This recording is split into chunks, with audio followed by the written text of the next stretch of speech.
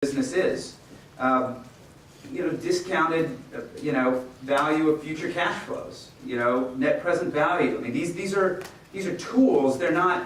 It's not a science really. At the end of the day, how to value a company, but you have a methodology and a framework, and it gives you the courage to do these kinds of things. If you looked at Facebook and said, well, gee, this company's doing $5 billion a year, it's doing $1.5 billion of revenue, I think it's going to continue to grow. I think that they're going to continue to figure out how to make more and more money out of this. So, if I look at it and say, I could have $1.5 billion or $2 billion a year of cash flow for the next 20 or 30 years, what would I pay for that relative to what else I could get that cash flow at today's interest rates or at today's prevailing price-earnings ratios? You can come to a point of view about what the fair fundamental value of that company is, and when the world is pissing on it and saying this is trash, you can go in and buy it and have the confidence that you bought it at some fundamental value, and then you can sit on it and wait for the world to come around and realize that Facebook's not going to zero. So I really encourage everybody to think out of the box, be a contrarian, focus on the facts, not the fiction, focus on what's real, not the hype, and either be an entrepreneur based on those values, or be an investor based on those values. And by the way, I think entrepreneurs based on those values will end up choosing investors based on those values, which makes for a good partnership. And I think you'll be more successful in your career and frankly more successful in life. So those are my prepared remarks on being a contrarian, and I would love to start taking questions. So, two questions. First, about... What did you draw there? It's just some notes. I just found this, so... Pretty cool. But how are you going to keep them? Take a picture. About investment strategy, invest in, something that's really where to go against the current, but, will finally help this fish find food. I agree. But as a venture capitalist, I have two things against this. First, you can't find Twitter every 10 years. And that's 2 fund cycles already. You can't explain to your LP saying that, finding Twitter is our strategy. So instead of finding, a 10x return kind of investment project, we'd rather find a lot of 4x, 5x, putting our fund into 3x, which, is a practical thing to do. How do you, come with that? And second pitfall... Can I respond to that? Yeah, sure. Okay. So I disagree with that. I think that for better or for worse, early stage venture capital, angel investing is a hits business. Always has been and always will be. Here's the reality of the situation. It is extremely difficult to predict at the stage you're investing what's going to be successful and what's not going to be successful. And I've been involved in 7 early stage venture capital funds, maybe 7 or 8 early stage venture capital funds in my career, and I have lots of friends and I'm invested in a lot of their funds. I've probably personally seen the distribution of outcomes on 50 or 100 early stage venture capital funds, and they all look like this. Every single one of them looks like this. Even the people who aren't trying to do this, even the people who are trying to hit singles and doubles, they produce a distribution curve that looks like this.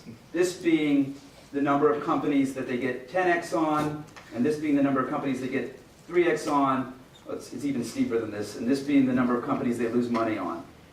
It's a power law distribution, and I've never seen anybody be able to do anything less. I've never seen anybody able to produce a distribution curve that looks materially different than that. And if that's the case, you have to have at least one investment in an early stage venture capital fund that returns the entire fund. If you don't do that, you cannot produce the 3x kind of number that you need to produce to get your investors to come back fund after fund after fund. And so I think that it makes rational sense to say, we don't want to be in the hits business. We're just going to, try to make 2 to 3 times our money. We're going to take lower risk bets, and we're just going to be right, 80% of the time instead of 30% of the time. That's a good strategy if you're doing late stage venture. If you're investing in a company 5 or 6 years after it's been formed, where you can start to really see which of the companies are going to be successful and which are not. But I do not think that's a good strategy for early stage venture capital, and I've never seen anybody be able to execute it well. Second question. This is actually the second part of the first question. Okay. And one thing about finding the home run strategy is that timing, right? So if I were an investor and Steve Jobs first got his Newton out 10 years ago, I would invest in it, because wait until he finally perfect that into an iPhone, I will be bankrupt. So how do you determine that this right bet is not way too early for even early to seed stage investors? We're in the business of batting 250. Right? That's the business we're in. We know that we're going to strike out 3/4 of the time. And we're just swinging for the fence every single time, because if we're going to strike out 3/4 of the time, then we got to hit some home runs. And that's just, I hate to use a sports analogy because it's kind of tired and cliche, but it's just, that's how we do the business. That's how everybody I know who's successful does the business. I admit, someone could come along and change the game and do it differently and prove that you could hit 750 or 800 as an early stage investor and hit singles and doubles, but I've never seen anybody do it. And everybody I know who's good in this business, and there are some incredible venture capital firms who I respect and look up to and admire deeply, and they all do the business the same way. I'm having a tough time reconciling the idea that you're saying you got to be contrarian and not doing what everyone else is doing, but also with the idea of like exploiting like an emerging trend. Like if marketplace startups are the hot thing, are you saying don't invest in marketplace startups because it's too hard to make money in that kind of trend? No, what I'm saying is beat everybody to the punch. Bitcoin, for example, nobody wants to invest in Bitcoin, right? I'm having a hard time convincing my partnership to invest in Bitcoin. Why? Because basically all the Bitcoin transactions are for prostitution, illegal drugs, firearms, and other kinds of bad stuff, right? Like, that's a tough investment to make. But I think that's the investment you gotta make.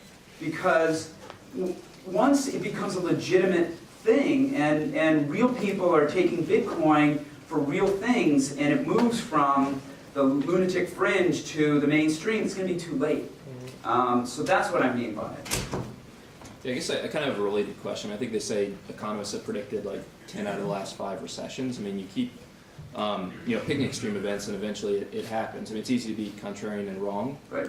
So how do you? What's kind of your advice for being contrarian and right? Because when you're actively trying to look beyond the most demonstrated preferences, so you have to rely on your instincts or something that's kind of a.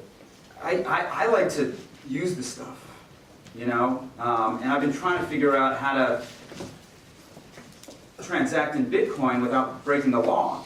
And that's like what I mean. Is like use the stuff. Whether it's an Android phone back 3 versions ago when you had to be into Linux to use the damn thing, or Bitcoin, or other stuff that is emerging that seems crazy or harebrained or whatever, and just participate in these things in some way as a user, or go to meetups where other crazy people are talking about this stuff. That's how I've always figured out how to smell what the next big thing might be. I'm looking for a woman who's got her hand up. I don't see anybody. So, back in the back, the high shirt. Thank you. So I have a contrarian question. Sure. It's contrarian against contrarianism. Oh, nice. So with the successes of Union Square Venture and Anderson Horowitz, do you think that the view that investing in the college dropouts with insane ideas, tiny markets, and so on will become the mainstream theory, and that the new contrarianism will be investing in active college students pursuing vast markets with a number of ways to monetize? Or is there some factor that makes the contrarian view that you have timeless? No, by the way, I think it's a great question. I love it. And we actually, if you look at the investments we've made over the past year and a half, I think what you see is we have. If I can do this. No,